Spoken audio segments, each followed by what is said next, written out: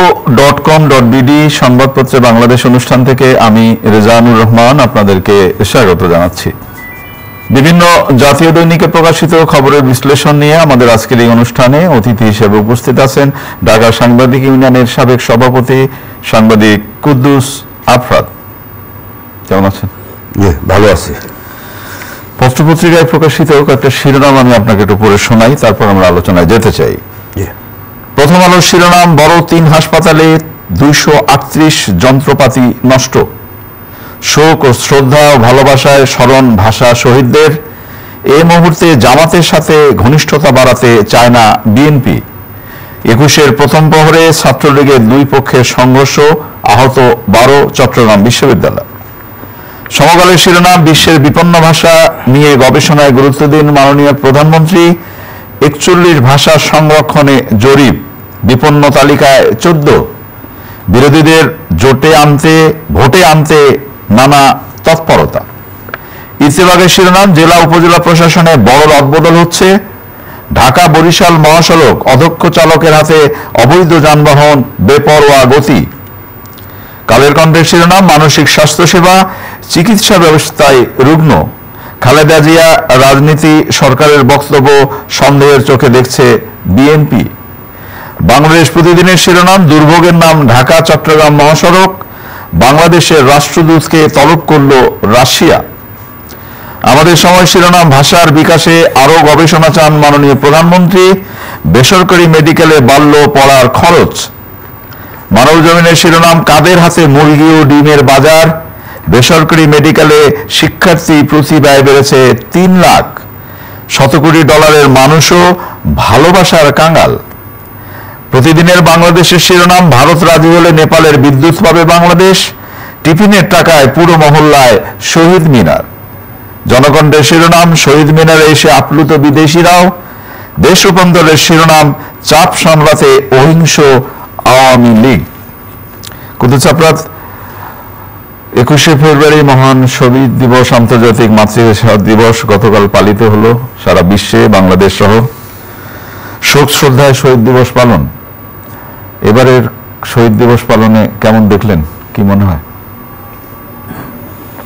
শহীদ দিবসের বিশেষ যে দিকগুলোর দিকে আমরা সাধারণত নজর রাখি, তেমন কোনো উল্লেখযোগ্য ছিল না। মানে যে স্পন্দনগুলো শহীদ দিবসে আসলে আমরা পাই, এখন ধরেন আমাদের কেন্দ্রীয় শহীদ মিনারের পাশে একটা গ্রন্থমেলা হচ্ছে, 21-এর গ্রন্থমেলা। বিকেলে সেখানে উপচে পড়ে মানুষ, গ্রন্থমেলা। সকালে বা এর আগের মধ্যরাত থেকে শহীদ মিনার ডল থাকে। আগে যেটা পাড়া মহল্লায় আমরা দেখতাম, মানে গ্রামে গঞ্জে বিভিন্ন জায়গায় অস্থায়ী বেদি নির্মিত হতো। শিক্ষা প্রতিষ্ঠানগুলোর পাশে বা ইউনিয়নের পরিষদ অন্যান্য জায়গায় হয়তো আমরা এরকম বেদি দেখেছি, কিন্তু আয়োজনগুলো সারা রাত ব্যাপী ফুল সংগ্রহ করা, এই বেদিকে সাজানো, নানান কিছু। সকালে প্রভাত ফেরি, খালি নগ্ন পায়ে প্রভাত ফেরি করা, এইগুলো অনেকটা হারিয়ে যাচ্ছে। এই হারিয়ে যাওয়ার পিছনে আমাদের ইট পাথরের যে বাড়তি ব্যবহার সারা দেশব্যাপী, মানে নগর বন্দর সবাই, রাস্তাঘাট যেরকম পাকা হয়েছে, মানুষের মন টন একটু শক্ত হয়ে গেছে আর কি। ওই আবেগটুকু নেই, আবেগবিহীন আমরা এটা পালন হচ্ছে। এটা আগামী হয়তো কি বলবো শত শত বছর পালন হবে, কারণ বাঙালি আবার আবেগের জাতি। তা আমি মনে করি আবেগ থেকে পালনের পাশাপাশি আমাদের এই ভাষা কেন্দ্রিক গবেষণা বলেন, যেটা মাননীয় প্রধানমন্ত্রী বলে, হ্যাঁ, ভাষাকে ধরে রাখা, ভাষাকে আরো উজ্জীবিত করা, একে বিশ্বময় পরিচিত করা। আপনি কিছুক্ষণ আগে বলছিলেন যে যতদিনে আমাদের বাংলা ভাষা শ্রমের মূল্যের, অর্থাৎ আমাদের কায়িক, অর্থাৎ অর্থমূল্য থাকতে হবে। ভাষার যদি অর্থমূল্য না, যে ভাষা যদি জীবিকার ভাষা না হয়, হ্যাঁ জীবিকা, এর দিয়ে যদি জীবিকা। এখন এটা আহমদ রফিক বারবারই বলছেন, গত বছর ধরেই বলছেন যে প্রিয় মাতৃভাষা যদি জীবিকার ভাষা না হয় তাহলে সেই ভাষা টিকবে না, টিকিয়ে রাখা হ্যাঁ কষ্টকর। ওইটাই বলছিলাম আমরা। প্রধানমন্ত্রী, সেটা কি সম্ভব না আমাদের দেশে? অবশ্যই সম্ভব, এবং বিশেষ করে এটা কৃতিত্ব দিতে হয়। এই যে আন্তর্জাতিক মাতৃভাষা মানে দিবসটা এই কেন্দ্রিক করা, এটা বর্তমান সরকারের প্রধানমন্ত্রী, তারই কৃতিত্ব বলা যায়। তার বাইরে আমাদের বিদেশি বিভুয়ে যারা আছে, এমনি যেটা কুদ্দুস আফরাদ, আমার কাছে মনে হয় যে যেটা আমরা অতিমাত্রায় আপনি যেটা বললেন যে উৎসবপ্রবণ, আমরা অতিমাত্রায় যে বিষয়টা আমরা এই 21শে ফেব্রুয়ারি এলে, ধরেন আজকে থেকে কয়েক বছর আগে 2014 সালে সরকার একটি ঘোষণা দিয়েছিল যে ঢাকা সহ সারা দেশের যে সাইনবোর্ডগুলো আছে, আমরা সেই সাইনবোর্ডগুলোর জন্য বাংলা ভাষায় সাইনবোর্ডগুলো লেখা হয়, নিচে ইংরেজি ছোট করে থাকবে, এটাও কথা ছিল। কিন্তু এখন যেটা ঘটে গেছে যে বাংলার তো কোনো অস্তিত্বই নাই, বড় বড় ইংরেজি সাইনবোর্ডে যদি আপনি বাংলাদেশে এসে ঢোকেন তাহলে আপনাকে প্রমাণ করতে হয়তো হবে যে এই দেশে ভাষার জন্য আন্দোলন হয়েছিল।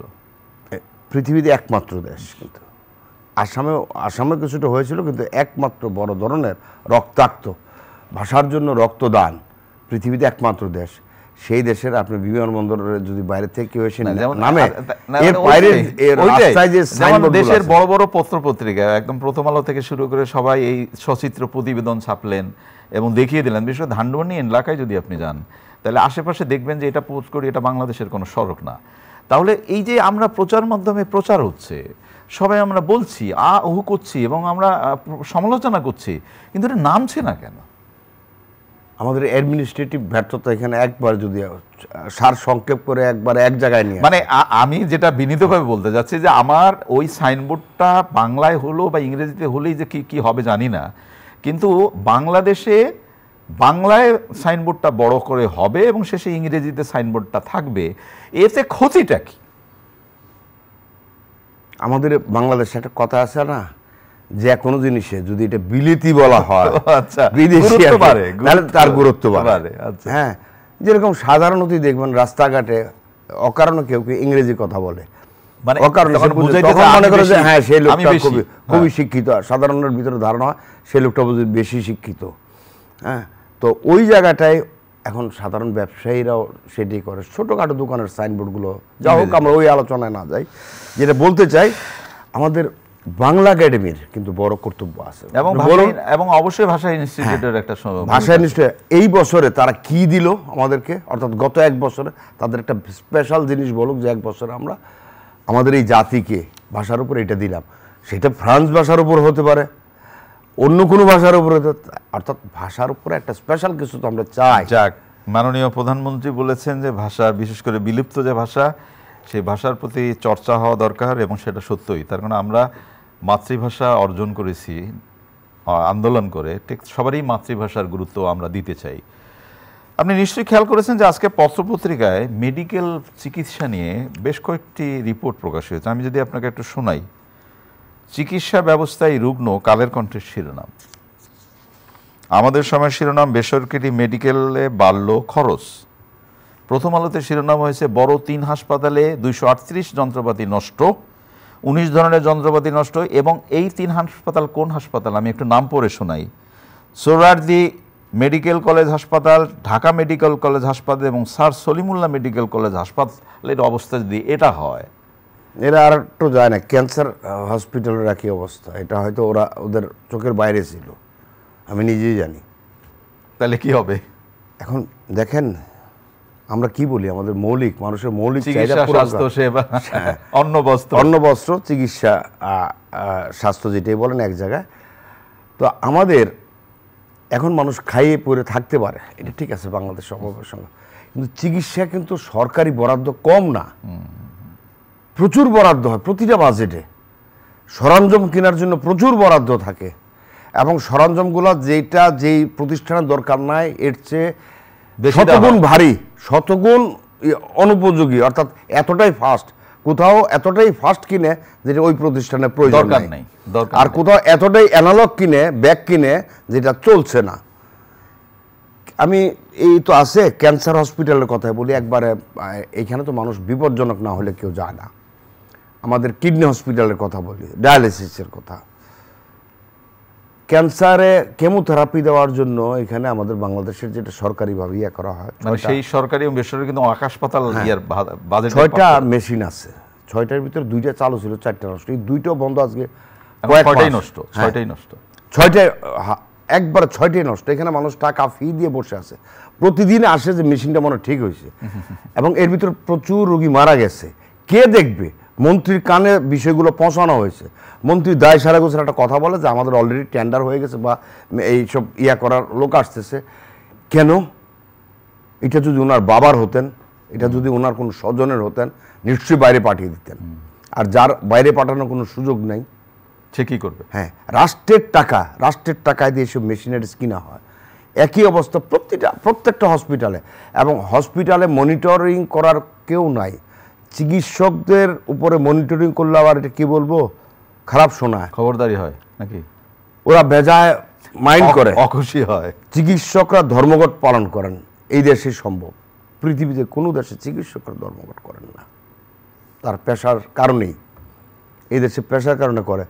সব চিকিৎসক যেরকম ভালো না, আমাদের এখানে প্রচুর সংখ্যক চিকিৎসক আছে। যেটা বলছেন চিকিৎসকের বিরুদ্ধেই এই নিয়ম বলা যায় না। চিকিৎসকের বিরুদ্ধে অনিয়ম একবারেই বলা যায় না।